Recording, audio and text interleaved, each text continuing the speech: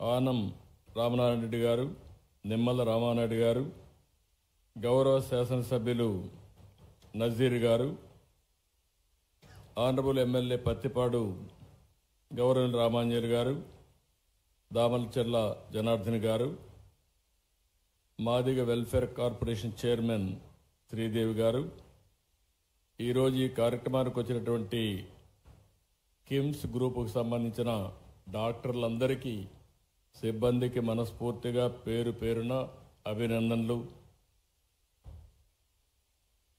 ఈరోజు ఒక wonderful experience.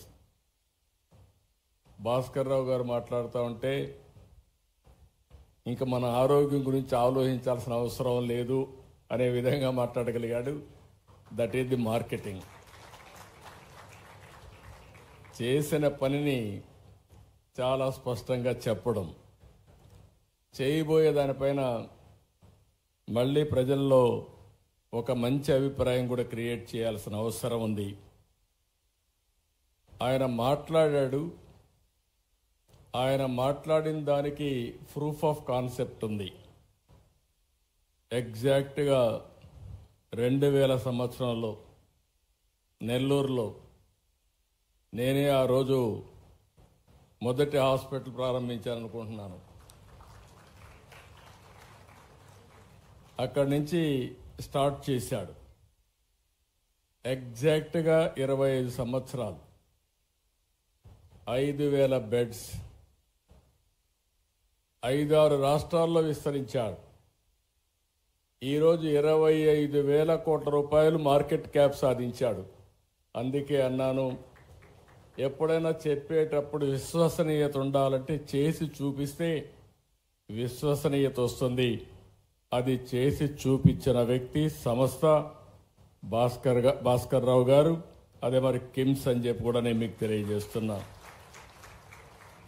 ఈరోజు దేశంలోనే అతిపెద్ద వ్యవస్థల్లో ఇది ఒక మంచి చైన్గా తయారయ్యే పరిస్థితి వచ్చింది. తెలంగాణ, ఆంధ్రప్రదేశ్, కేరళ, కర్ణాటక, మహారాష్ట్ర, ఈ అన్ని నగరాల్లో, అన్ని సిటీల్లో ఉంది. నేను వస్తూ ఉంటే చూపించాడు. వెరీ గుడ్ మార్కెటింగ్ మేనేజర్ అనుకున్నాను. ఇప్పుడు మాట్లాడినప్పుడు కూడా చూశాను.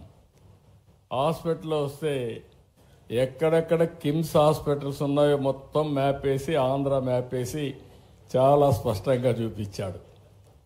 అంతటితో ఆగలేదు.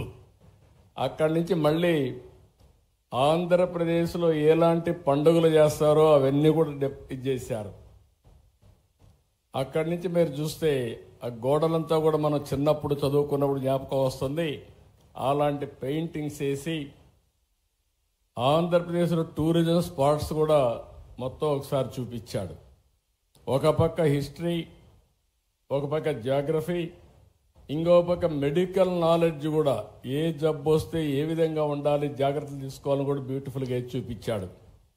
అంటే దీన్ని బట్టి చూస్తే మనిషి పూర్తిగా ఇన్వాల్వ్ అయ్యాడు. ఏం చేస్తే ప్రజల్లో చైతన్యం వస్తుందో అది చేస్తూ ముందుకు పోతున్నాడు. అందుకే సక్సెస్ అయ్యాడు. దానికి మరొక్కసారి మీ అందరి తరపున కూడా రాష్ట్రంలో మీరు చూస్తే నెల్లూరు, రాజమండ్రి, శ్రీకాకుళం, ఒంగోలు, వైజాగ్, అనంతపూర్, కర్నూలు ఎక్సెప్ట్ 2 చెప్పాడు. రేపు ఎల్లుండి ఆ 2 కూడా పెట్టేస్తాడు. కాబట్టి అన్ని జిల్లాల్లో, కొత్త జిల్లాల్లో కూడా కిమ్స్ హాస్పిటల్స్ వచ్చే పరిస్థితికి వచ్చింది. అయితే ఇక్కడ మనం గుర్తుపెట్టుకోవాల్సింది, ఒక పక్క నెట్వర్క్, రెండో పక్కన మీరు చూసినప్పుడు ఒక డిసిప్లిన్. ఈ 2 కూడా ప్రాక్టీస్ చేస్తూ వచ్చారు. ఆయనైతే చాలా ఏబిసిడి నుంచి జెడ్ వరకు మొత్తం చెప్పారు. ఏ విధంగా ఉండాలి అవన్నీ చాలా డీటెయిల్గా చెప్పారు.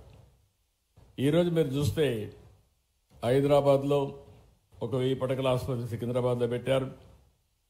ఇంకొక పక్కన ఇప్పుడే ఆయన చెప్పింది ఒక ఆంధ్రప్రదేశ్లోనే ఇక్కడే గుంటూరు, విజయవాడ, అమరావతిలోనే 2000 బెడ్లు పెట్టే పరిస్థితికి వస్తున్నారు.